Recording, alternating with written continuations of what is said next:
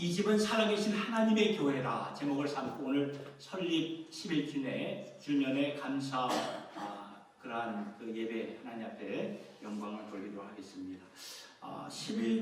11년 전 바로 오늘이 이제 우리 교회의 설립 그러한 기념 설립된 날인데요. 어제 보니까 바람이 얼마나 세게 불었는지 모릅니다. 여러분 겪어보신 분 다 보신 분은 아시겠죠. 보니까 저도 어제 늦게까지 준비를 하는데 갑자기 밖에서 쾅 소리가 나는 거예요. 자, 이게 무슨 소리지 하고 나가봤더니 들어오실 때 이 그 화분 그 밑에 큰 돌을 이렇게 제가 바람을 생각하고 이렇게 깔아놨거든요. 웬만해서는 그게 넘어지지 않는데 얼마나 해서 그런지 그게 넘어진 거예요. 제가 놀라 돌을 넘는데 어떻게 이렇게 넘어질까? 그게 한 두세 개가 넘어지더라고요. 이제 연소로 꽉꽉 넘어지는데 이 바람. 근데 11년 전 바로 이날이죠. 이날 바로 그 전 토요일에도 똑같은 그 바람이 불었던 게 기억이 납니다. 그때의 상황을 재현하는 듯 그런 느낌을 좀 받게 되었죠. 그렇게 시작해서 오늘에 이르기까지 주님의 은혜 가운데 우리가 여기까지 이제 왔는데 그러면서 이 교회라는 것을 생각해 볼 때 교회는 주님의 교회구나. 주님의 교회라면 우리가 담대하게 서야 되는 것이죠. 우리가 담대하게 섰기 때문에 그동안 참 풍파와 위기와 참 어려움이 너무나 많았어요. 그러나 담대하게 섰기 때문에 그런 상황들을 꿋꿋하게 이겨가면서 우리가 일어서면서 여기까지 오게 하신 하나님의 손길에 참 감사를 드리게 되는 것이죠. 여러분 오늘날 세상에서 교회에 대한 네게티브한 그런 소리, 부정적인 소리를 듣다 보면 우리의 마음이 알게 모르게 왜 우리가 예수를 믿는 주님의 백성으로서 그런 소리를 들으면 마음이 참 다운이 되지요. 그러나 우리가 다시 한번 주님의 교회가 어떠한 교회인가 말씀을 통해 깨닫고 그래서 주님의 교회가 이래서 하나님께서 확실하게 세워 가시는구나 이러한 확신을 갖고 설 수 있기를 예수님의 이름으로 축복합니다. 마태복음 16장 18절의 말씀을 보면 예수님이 이런 말씀을 하셨어요. 내가 이 반석 위에 내 교회를 세우리니 음부의 권세가 이기지 못하리라. 그러니까 예수님이 친히 세우신 교회이고 음부의 권세라는 것은 인류의 마지막 적인데 인류의 마지막 원수도 이기시는 주님의 교회라면은 주님의 교회는 반드시 승리한다 그 말씀이라는 것입니다. 그리고 주님의 교회는 소명을 반드시 감당하게 됩니다. 왜 그런지 아십니까? 에베소서 3장 10절의 말씀을 보니까 이 말씀인데요. 하나님은 안 보이는 영의 세계, 그러니까 우리의 눈에 안 보이는 영의 세계, 하나님은 자신의 영광을 누구를 통해서요? 교회를 통해서 보이시겠다고 놀라운 말씀을 하셨습니다. 그렇다면 하나님은 당신의 영광을 교회에 거르셨다 그 말이에요. 그래서 교회는 반드시 소명을 감당하게 된다는 것이죠. 그리고 주님의 몸된 교회는 자라간다는 것입니다. 그로잉한다는 거죠. 무슨 말입니까? 오늘날 지상에 있는 모든 교회들을 보면 흠도 많고 결점도 많이 보입니다. 그런데 예수님이 한 가지 약속을 해주셨습니다. 그 계시록 21장 2절의 말씀인데 이 말씀인데요. 언젠가 주님께서 결국에는 당신의 교회를 영광스러운 신부로 세우셔서 새 하늘과 새 땅에 새 역사를 쓰실 때 준비된 교회와 함께 새 역사를 쓰시겠다고 말씀해 주셨던 것입니다. 그러니까 지금은 비록 교회들마다 결점과 흠이 보일 수 있지만 주님의 교회는 주님께서 반드시 당신의 말씀으로 진리의 말씀으로 깨끗하게 하여 결국에는 영광스러운 교회, 거룩한 교회 예수 그리스도의 신부로 만들어 가신다 그 말씀입니다. 그리고 주님의 몸된 교회는 오늘 말씀 소망이 된다는 것입니다. 왜 그럴까요? 고린도전서 1장 2절의 말씀을 이 말씀에 보니까 너희는 그리스도 안에서 거룩하여지고 성도라 이름을 부르심을 입은 공동체라고 말씀하셨기 때문에 그러니까 하나님의 부르신 교회라면 하나님이 어떻게 하시겠습니까? 책임져 주신다 그 말씀이에요. 부르셨으니까 책임져 주신다 그 말이에요. 그러니까 성도된 우리는 이러한 하나님의 승리와 능력을 가지고 세상을 향하여 나아가 세상의 소망이 되셔야 된다는 것이죠. 사실 이 말씀은 예수님께서 전해주신 말씀, 우리가 계속 보았던 산상수훈의 말씀을 통해서 예수님께서 뭐라고 말씀하셨습니까? 너희는 세상의 소금이다. 너희는 세상의 빛이다. 여러분, 그동안 우리가 이 산상수훈의 이 말씀, 그리고 금년의 표, 우리 교회의 표가 주제가 되는 교회는 세상의 소금과 빛이다. 이 너희는 세상의 소금이다. 너희는 세상의 빛이다. 우리가 이 말씀을 많이 이렇게 묵상하면서 우리는 보통 빛과 소금에 대한 것에 관점을 두고 말씀을 보았을 것입니다. 우리가 빛이구나. 우리가 소금이구나. 맞는 말인데 중요한 한 단어를 읽고 말씀을 보았을지도 모른다는 그런 생각이 듭니다. 그것은 바로 세상의 빛, 세상의 소금이다 그 말이에요. 그러니까 세상을 위한 빛이 되어야 되고 세상을 위한 소금이 되어야 된다 그 말씀이다. 그러니까 교회가 빛인데 우리 자신, 나 자신을 위한 빛이라면 그 빛은 아무런 의미가 없어요. 다 타버리게 되고요. 우리에게 이미 소금의 역할을 주셨는데 그 소금이 그냥 소금통에만 남아 있다면 아무런 쓸모가 없게 되고 나중에 짠맛을 잃게 되어 그냥 버리게 된다 그 말씀. 그래서 중요한 것은 세상에 뿌려지는 소금, 세상의 어둠을 밝히는 빛이 되라 그 말씀을 우리에게 주신 것입니다. 그래서 저는 주님의 몸된 교회가 설립 11주년을 맞이하여 예수님의 몸된 교회는 소망이 된다는 것을 이렇게 새기면서 여러분들과 같이 나누고 싶은 것입니다. 그래서 오늘 주신 말씀 가운데 디모데전서 3장 15절의 말씀을 이 말씀을 묵상하게 되었는데요. 이 말씀에서 하나님은 우리에게 교회를 그려주시면서 세 가지 픽처를, 그림을 보게 하셨습니다. 이 그림을 생각하면은 그래서 우리가 세상의 소망이 될 수 있겠구나라고 생각이 들 것입니다. 첫째 그림은 이것입니다. 교회는 하나님의 뭐라고요? 가족이에요. 교회는 하나님의 가족입니다. 가족이라는 그림을 그려주신 것입니다. 교회는 하나님의 가족입니다. 여러분, 오늘 말씀에 교회를 가리켜서 하나님의 이 말씀에서 집이라는 게 몇 번 나올까요? 제가 빨간색으로 이렇게 했죠. 몇 번 나오죠? 2번 나옵니다. 2번. 하나님의 집에서 어떻게 행하여야 할지를 알게 하려 함이니 이 집은 살아계신 하나님의 집입니다. 하나님의 집이라고 말씀하셨는데 이 집이라는 단어를 생각해 볼 때 우리는 집의 겉모습을 생각하는 경우가 많아요. 그러나 좀 더 다르게 생각하면 집의 겉모습이 아니라 내면의 가족을 우리가 생각할 수 있어야 된다는 것입니다. 내면의 가족이에요. 성경은 교회를 가리켜서 하나님의 집이라고 말씀하실 때 외형의 모습을 가리키는 것이 아니라 내면의 가정을 가리키고 있는 것입니다. 그래서 영어로 이 말씀을 보면 household라는 말씀이 나와 있어요. household. 가족의 세대, 집안의 세대라는 말이죠. 그러니까 집 안에 살고 있는 식구다 그 말씀이에요. household.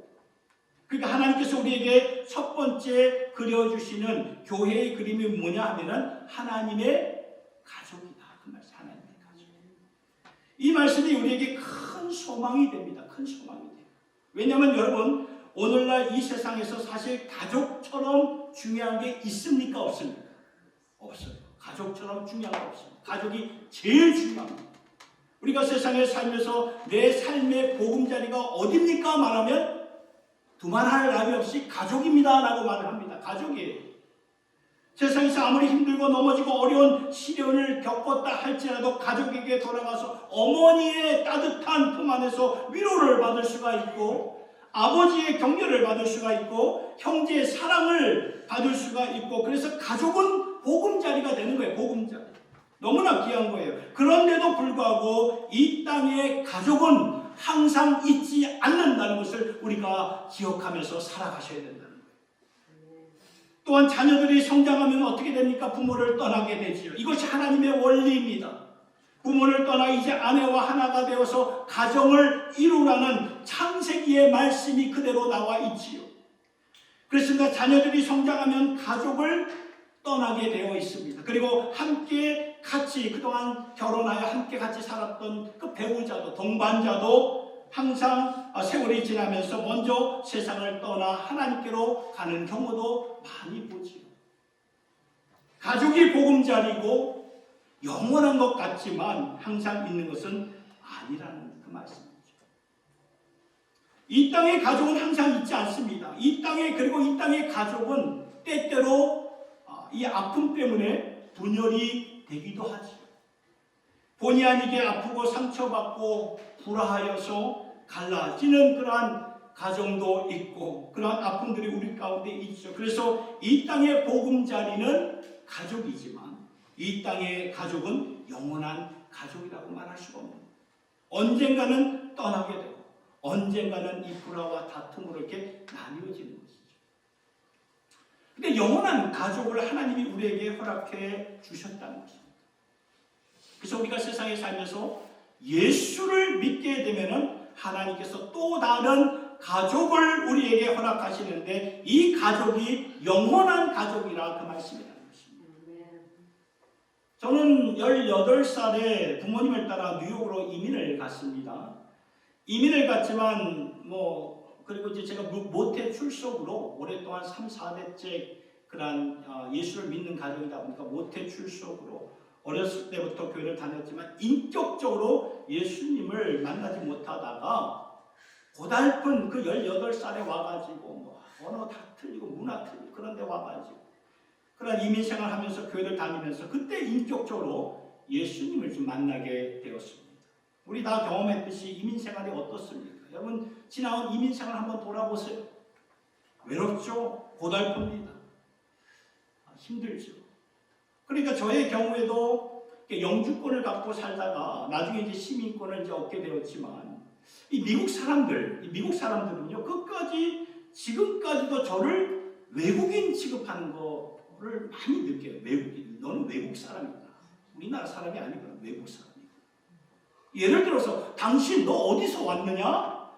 물으면 그럼 저는 캘리포니아 LA에서 왔다. 그리고 이렇게 뉴욕에서 이렇게 오게 되었다. 이렇게 말을 합니다. 그러면 그분들이 이제 듣고는 아니 그거 말고 진짜 어디서 왔냐?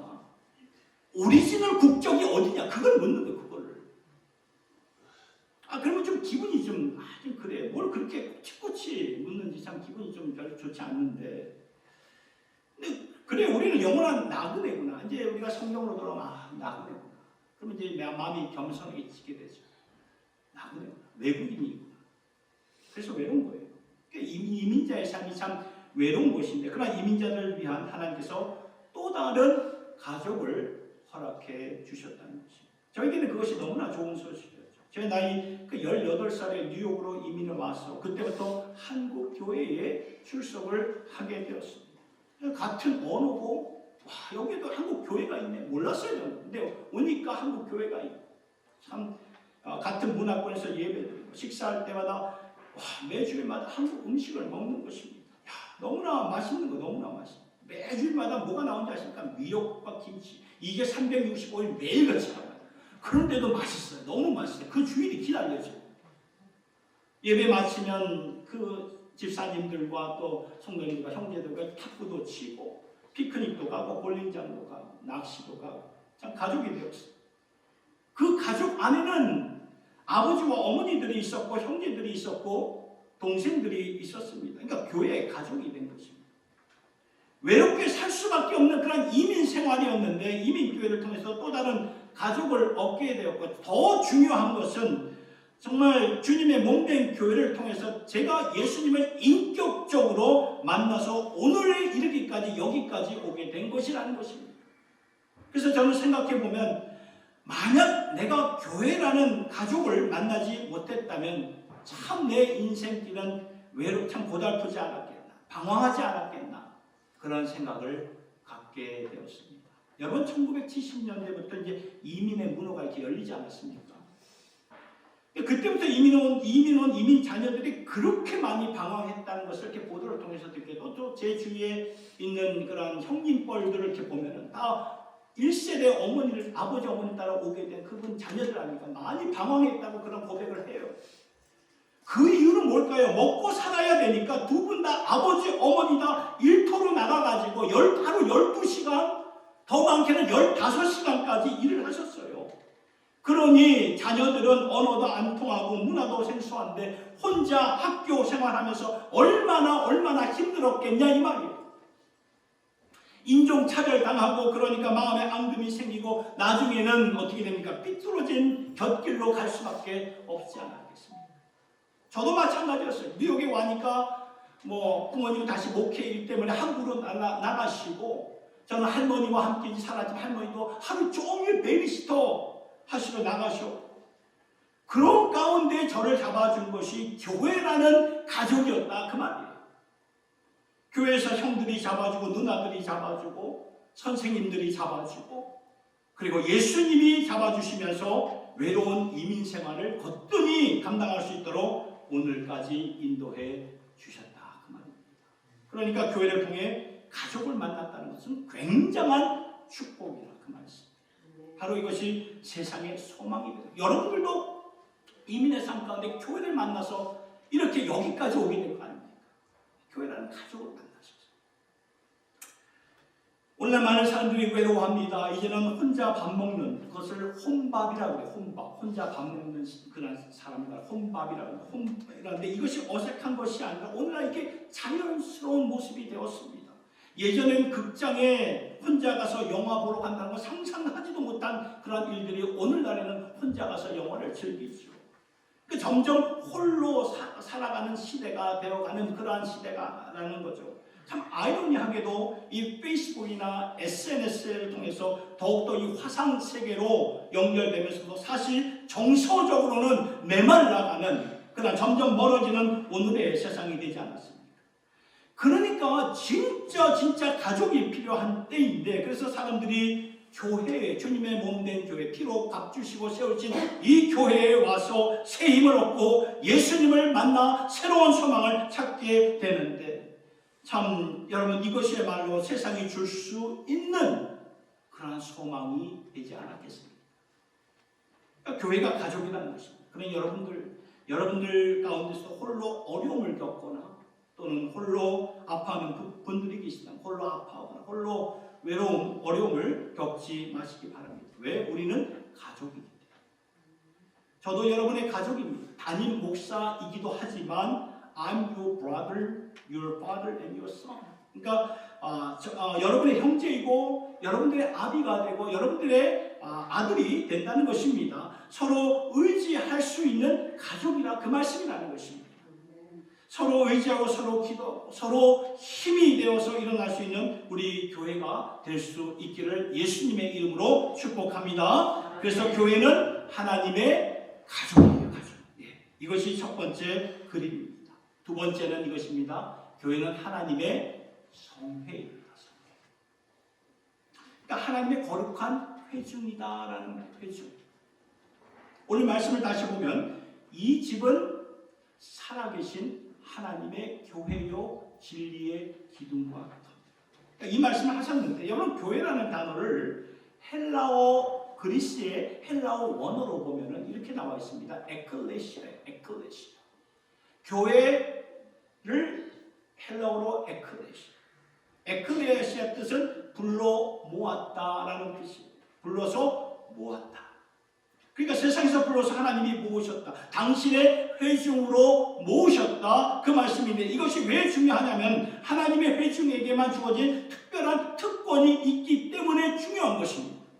세상에서는 절대로 알 수 없지만 하나님의 회중에게는 알 수 있는 것 한 가지가 있는데요. 그것은 바로 하나님의 영광이라는 것입니다. 하나님의 영광.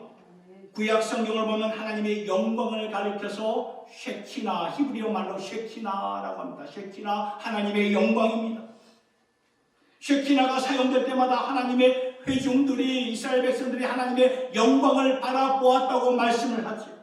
그러니까 하나님은 세상을 창조하시고 주관하시는 분으로서 온 세상 가운데 역사하시지만 쉐키나의 영광으로, 쉐키나의 뜻은 무엇입니까? 거하다, 임재하다 라는 뜻인데 자신의 영광으로 임재하는 것은 오직 당신의 회중뿐이라는 그 말씀입니다. 그래서 구약 성경을 보면 하나님의 회중들이 하나님의 쉐키나 영광을 직접 눈으로 목격하게 되죠.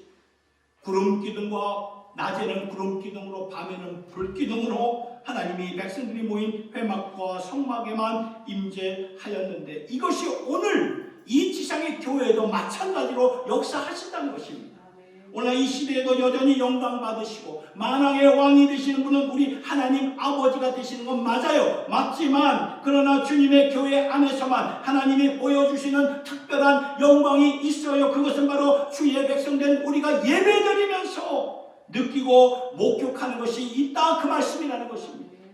기도하면서 찬양하면서 누리는 하나님의 영광이 있습니다. 주님의 이름으로 봉사하며 주님의 이름으로 섬기며 교제하며 즐길 수 있는 이 하나님의 영광은 하나님의 성회 안에만 있다, 그 말씀이라는 것입니다.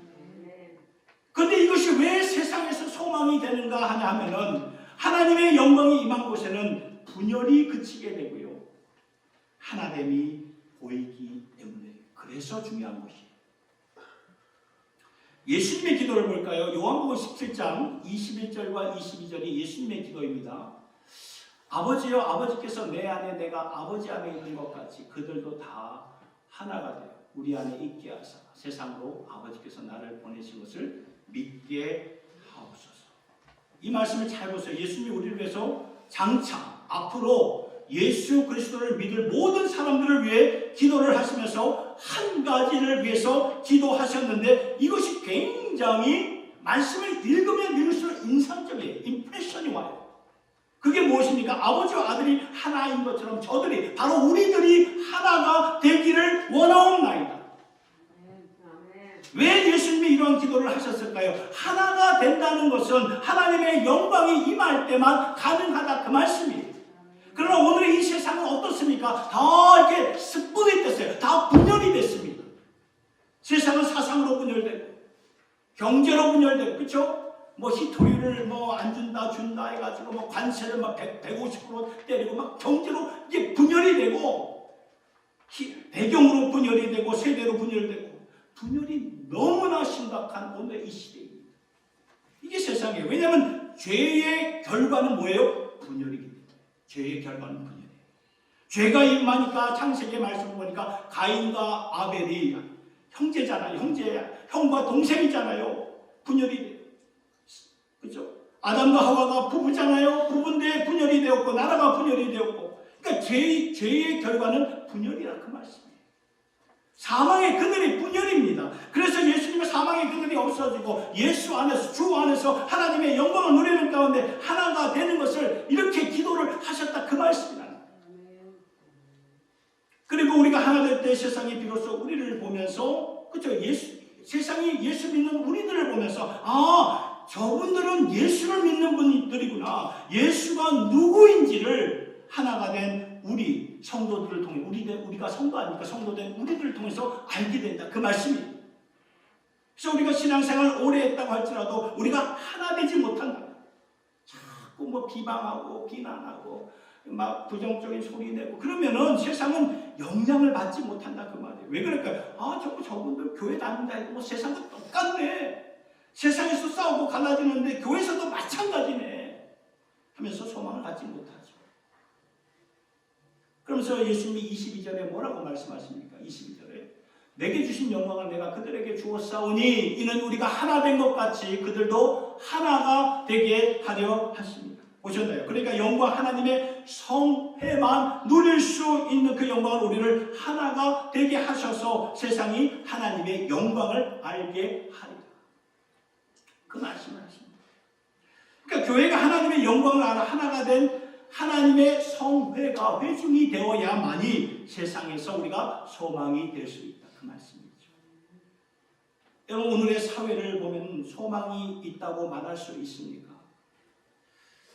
오늘날 우리의 자녀들을 보면 우리가 자라온 때가 있지 않습니까? 우리가 자라온 때보다 훨씬 더 우리 자녀들을 보면 잘 먹고 잘 살고 잘 노는 그런 시대예요. 그럼에도 불구하고 우리 자녀들의 행복지수가 굉장히 낮아 있는 거 아시나요?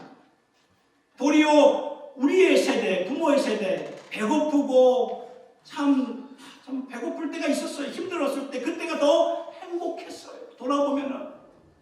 그러니까 뭔가 이게 좀 잘못된 거죠. 우리나라 정치를 봐도 이런 식으로 계속 보복 정치하는 거 아닙니까? 보복 정치를 계속한다면 우리나라 앞길에 무슨 소망이 있겠습니까? 앞으로 대통령들 다 이렇게 감옥에 가면 무슨 소망이 있겠습니까? 사람들은 그래요. 우리나라를 보면서 참 이상한 나라다. 참 이상한 나라라고 말합니다. 그러니 한탄할 노릇이죠. 왜 그럴까요? 분열이 돼서. 스플릿 돼서. 분열이 돼서. 사상으로 분열이 되고 어떤 가치관으로 분열이 되고 자라온 배경으로 분열이 되고 세대별로 분열이 되고 경제적으로 이렇게 경제 분열이 되고 분열이 되니까 아무런 소망이 없는 것입니다. 아무리 잘 살아도 불행한 거예요. 그래서 이제 이 세상 가운데 우리가 소망이 되려면 한 가지가 무엇입니까? 하나가 되어야 되는데 그것은 바로 성도된 우리들이 저와 여러분들이 하나님의 영광이라는 하나님의 의중들이 되셔서 하나가 될 수 있다는 것을 보여주셔야, 내 삶의 영역에서, 내 삶의 비즈니스 영역에서 보여주셔야 바로 교회가 세상의 소망이구나 라는 그런 마음을 갖게 된다 그 말씀입니다. 오늘 우리 교회를 보아도 여기 앉으신 여러분들 다 보아도 우리의 삶의 배경이 다 다르고요, 살고 있는 환경도 다 다르고 세대 다 다릅니다. 그러나 예수 안에서 우리가 형제 자매가 되었습니다. 예수의 피로 하나가 되었다 그 말씀이에요. 이거 굉장한 말씀입니다. 아버지의 피와 어머니의 피로 한 식구가 되었는데 그 위에 계신 예수 그리스도의 피로 우리가 한 가족이 되었다 그 말씀이라는 거예요. 그러니까 교회에 오니까 세상에서는 같이 있지 못했었는데 같이 있게 되죠. 세상에서는 같이 축복할 수 없는 사람들이 교회에 오니까 축복할 수 있는 거예요. 진짜 축복하게 되고 진짜 사랑하게 되고 이런 모습들이 보여지니까 하나됨이 보여지는 거 아닙니까? 그러니까 교회가 소망이 되는 것입니다. 아멘입니까? 아멘. 세 번째로 이것입니다. 교회는 진리의 기둥과 터가 된다는 것입니다. 이게 오늘 말씀이에요. 15절의 말씀, 이 집은 살아계신 하나님의 교회요 진리의 기둥과 터니라. 기둥과 터 그려주면서 그냥 기둥과 터가 아니라 진리가 세워져 있고 진리가 토대로 깔려져 있는 교회라면은 다른 거죠. 여러분, 진리의 기둥과 터가 무슨 진리입니까? 바로 하나님의 진리라는 하나님의 진리. 하나님의 진리는 절대적인 진리, 절대적인 진리. 여러분, 세상의 오피니언은 사설이에요. 박사들의 논문은 학설 중에 하나일 뿐입니다. 그러나 하나님의 진리는 영어로 the truth예요. 바로 그 진리, 그러니까 온 우주 만물을 지으신 하나님의 진리, 온 우주 만물을 지으실 뿐만 아니라 그것을 통치하시는 말씀으로, 진리의 말씀으로 오늘도 통치하시는 하나님의 진리. 세상을 이처럼 사랑하사 독생자를 보내셔도 누구든지 그 예수를 믿는 자마다 멸망하지 않고 영생을 주시는 그 하나님의 진리, 그 진리를 성도된 우리들에게 맡겨주셨다 그 말씀. 그러니까 그 진리의 기둥과 터는 바로 무엇입니까? 바로 교회예요. 교회가 우리들입니다. 바로 너희들이다 그 말씀하죠. 너희. 그렇다면 교회가 소망이 되는 것이죠. 여러분, 세상에서는 여러 사설이 있고 논제가 있고 학설이 있고 오핀이 있고 여러 생각들이 있는데 그러나 이러한 것들은 다 넘어가지고 하나님이 말씀하신 그분의 진리가 무엇인가, 이것을 교회에게 맡겨주셨다는 말씀입니다. 그러니까 이 진리를 보존하고 이 진리를 선포하고 이 진리를 가르치는 교회라면 세상 가운데 소망이 될 수가 있는 것입니다. 그렇다면 이 진리로 어떻게 죄인들이 하나님과, 죄인된 우리가 아닙니까? 죄인된 우리가 어떻게 하나님과 화목할 수 있고 구원받을 수 있습니까? 바로 먼저 예수 믿은 저와 여러분 성도들을 통해서 알게 된다는 것입니다. 저도 전에는 잘 몰랐어요. 저도 몰랐습니다. 그러나 교회 가서 하나님의 진리의 말씀을 들으면서 이것이 복음이구나. 우리 모두는 다 죄인이기 때문에 하나님의 영광에 이르지 못하였는데, 그러나 긍휼이 풍성하신 하나님이 우리를 사랑하신 그 크신 사랑으로 말미암아 허물과 죄로 죽은 우리를 예수 그리스도와 함께 살려주셨구나. 이걸 대표하는 말씀 로마서 8장 1절과 2절의 말씀이에요. 같이 한번 읽어볼까요? 시작. 그러므로 이제 그리스도 예수 안에 있는 자에게는 결코 정잠이 없는, 이는 그리스도 예수 안에 있는 생명의 성령의 법이 죄와 사망의 법에서 너를 해방하였습니다. 아멘.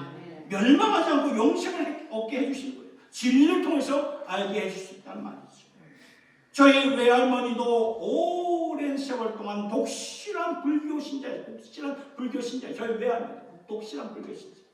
돌을 닦으며 종교인의 삶을 살았는데 어떻게 하나님께로 가서 영생을 받고 구원받을지는 모르면서 사셨던 거예요. 그러다가 복음을 통해서 하나님의 진리를 선포하는 교회를 통해서 그렇게 하나님께로 갈 수가 있었고 그렇게 구원을 받게 되셨던 것입니다.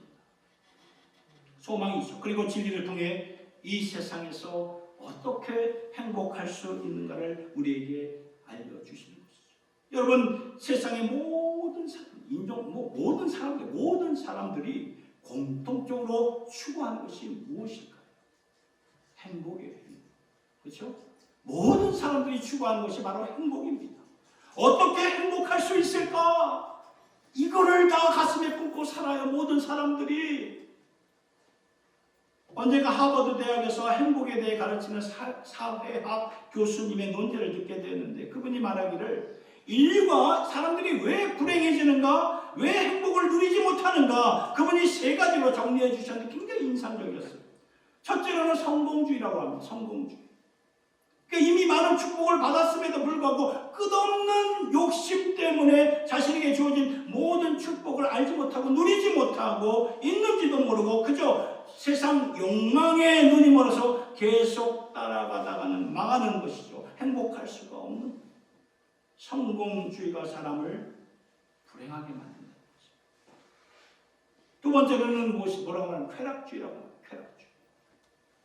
인간들이 일평생 자신의 명예를 쌓아두고 덕망을 쌓아두었는데 순간적인 쾌락을 참지 못하고 거기에 완전히 자신을 주므로 말하면 일평생 쌓아둔 것을 다 잃어버리게 되죠. 그리고 세 번째는 무엇입니까? 패배주의입니다. 그러니까 살면서 체험했던 어떤 인생의 트라우마가 있어요. 다 살면서 인생의 트라우마가 다 있습니다. 크던 작던 그 트라우마 때문에, 실패 때문에 거기서 빠져나오지 못해서 사람들이 불행해진다고 말하고 있습니다. 그런데 하나님의 말씀을 보니까 이 성공주의, 쾌락주의, 패배주의에 대한 답이 다 성경 말씀 안에 다 있어요. 이걸 어떻게 우리가 이걸 극복하며 나갈 수 있는가가 다 나와 있어요. 하나님의 진리를 통해서 우리가 무엇을 알게 됩니까? 인간의 가장 최고의 성공은 명예와 돈과 재물을 얻는 것이 아니라 인간의 가장 최고의 성공은 바로 하나님의 아들 예수 그리스도를 믿는 것이라고 말씀하고 있는 것이에요. 이 일을 통해 인간으로서는 최고의 축복된 은혜를 매 순간마다 누리면서 살아가게 된다. 그 말씀이다.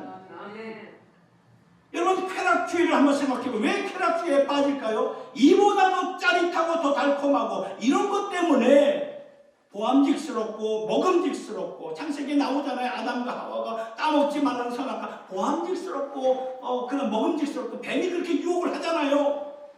그래서 쾌락주의에 빠지는 거예요. 그런데 우리는 예수 그리스도를 믿으면서 가장 큰 사랑, 가장 기쁜 사랑, 가장 완전한 사랑을 알게 되는 거예요. 이 사랑을, 이 예수의 사랑을 알게 되니까 다른 것들은 다 뭐예요? 배설물로 여겨진다. 그 말이에요. 배설물. 어머니의 밥상을 알게 되고 누리게 되면 전에 그렇게 즐겨 먹던 세상 것들이 더 이상 마음이 가지 않게 되듯이 이처럼 예수님과 깊은 사랑을 누리게 되면은요, 쾌락주의에서 완전히 극복하면서 살아가게 된다는 것입니다. 그리고 패배주의는 어떻습니까? 이것도 해결책은 하나님의 은혜로 해결이 된다는 거죠. 넘어지고 쓰러진 우리를 다시 일으켜주시는 하나님의 은혜, 족한 은혜 아닙니까? 족한 은혜. 근데 이 모든 은혜에 대해 예수 그리스도의 사랑에 대해 하나님을 알 수가 있는 것이고 행복하게 살 수 있는 이 모든 것이 진리 안에, 말씀 안에 담겨있다. 그 말씀입니다. 그러니까 세상에서 공통적으로 찾고 있는 행복에 대해 예수 믿는 우리가 진리를 통해서 구원받고 행복할 수 있는 길을 우리가 제시할 수 있는 거예요. 알려줄 수 있는 거예요. 그러니까 사랑하는 성도 여러분, 교회가 진리의 기둥과 터가 되었기 때문에 주님의 교회로서 주님의 진리를 내가 있는 곳에서 무엇을 하든지 진리를 우리가 어떻게 해야 됩니까? 선포하셔야 됩니다. 듣든지 아니 듣든지 우리는 선포하셔야 돼요. 내가 받은 이 복음의 감격을 선포하셔야 됩니다. 역대상 16장 8절의 말씀 이렇게 말씀합니다. 너희는 여호와께 감사하며 그의 이름을 불러 아뢰며 그 여호와 하나님께서 행하신 일을 만민 중에 알리자. 보셨죠? 만민 중에 알리게 하여라. 그래서 세상에 하나님의 지혜를 듣고 하나님의 진리가 바로 이런 것이었구나 라는 것을 깨달았을 때 세상 사람들에게 소망이 되는 줄 여러분 믿으시길 바랍니다. 이게 교회입니다. 이게 교회. 교회는 하나님의 가족입니다. 교회는 하나님의 성회가 됩니다. 교회는 진리의 기둥과 터가 됩니다. 그러한 교회로 그러한 주님의 백성들로서 주님의 핏값으로 세우신 이 새생명 비전교회가 11주년을 맞이한 이때 더욱더 우리가 담대하게 일어나 세상의 소망이 되는 교회로 세워져가는 저와 여러분 모두가 될 수 있기를 예수님의 이름으로 축원합니다. 우리 이 시간 말씀을 생각하면서 우리 신사도행전 우리 찬양 부르도록 하겠습니다.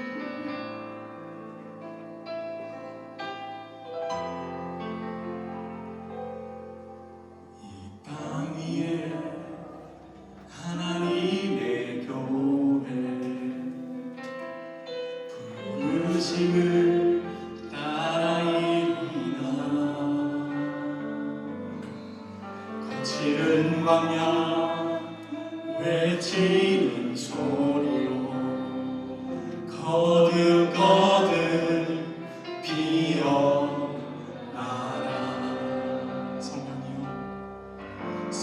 성령이여 이 세대를 향해 주의 진리를 선포케 하소서. 십자가에서 죽으신 그 사랑 우리 사랑 되게 하소서. 문들아 열릴지어다. 모든 세대여 일어나라. 주 예수께 무릎 꿇고 경배 드리는 주님이신 평화의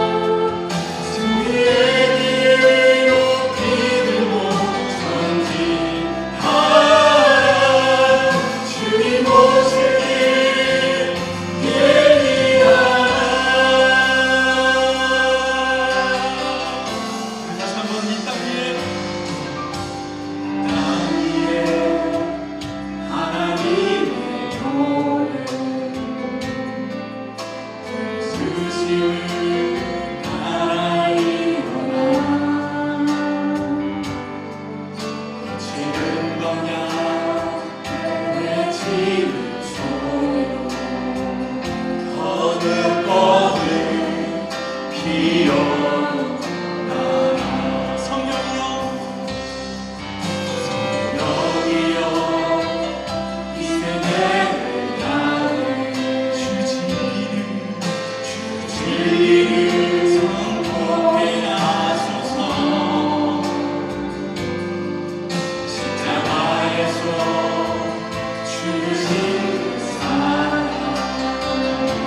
우리 사랑 되게 하소서. 같이 문들아 열리시어라. 모든 세대여 일어나라. 주 예수께 무릎 꿇고 경배드리세. 주는 이기신 평화의 왕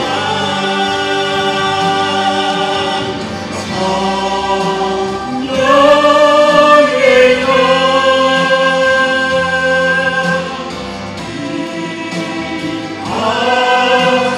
하소서. 초대교회 역사 같은 건대로 문교회 일으켜 주소서.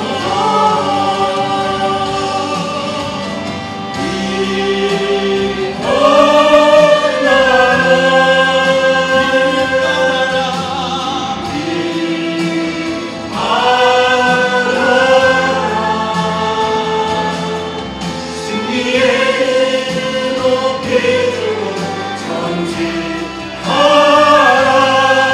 주님 오시길 예비하라.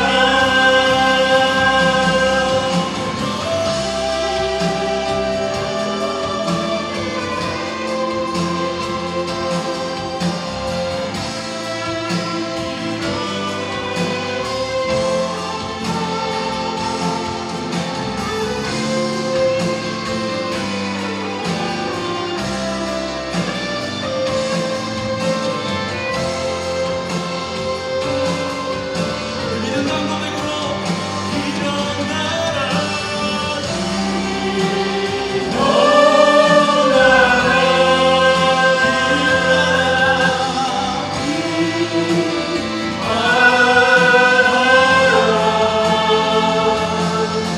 승리의 높이 들고 전진하라. 주님 오시길 예비하라.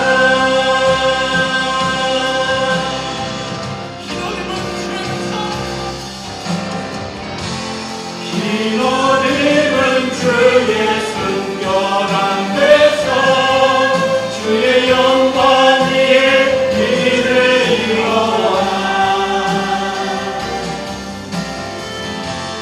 열방을 치유하며 행진하는 영광의 그날을 주소서. 흰 옷 입은 주의 순결한 배서 주의 영광 위에 이제 일어나.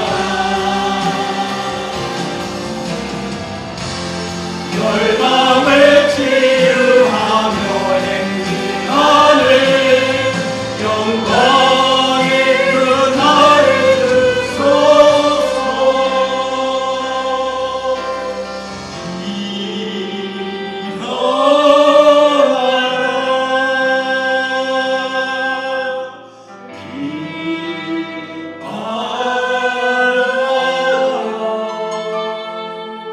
승리의 길 높이 들고 전진하라.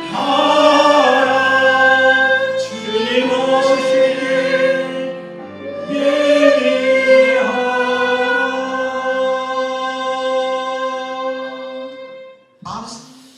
기도하겠습니다. 하나님 아버지, 오늘 주신 말씀대로 이러한 새생명 비전교회가 되기를 간절히 원합니다.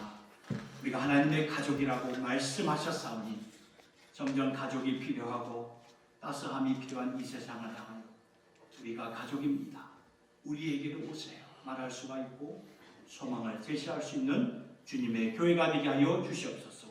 그리고 주님의 교회는 하나님의 성회가 됩니다. 그 영광으로 하나 되는 것을 힘써 지켜가면서 분열되고 나뉘어져 있는 세상을 향해 주님의 확실한 소망을 알리게 하여 주시옵소서. 또한 교회는 진리의 터가 되시는 진리의 기둥이 된다고 말씀하셨습니다. 사람들이 어떻게 구원을 받을 수 있는가, 어떻게 행복할 수 있는가, 진리 안에 하나님의 지혜가 있고 인생의 답이 다 있습니다. 그러니 아버지, 이러한 어려움의 이슈들도 교회가 말씀으로 다루며 하나님의 진리로 선포할 수 있는 그러한 교회로 일으켜 주시옵소서. 모든 영광 주님께 올려드릴 때 새생명 비전 교회의 머리가 되시고 세상의 모든 교회의 머리가 되신 우리 주 예수님의 이름으로 기도드리옵나이다.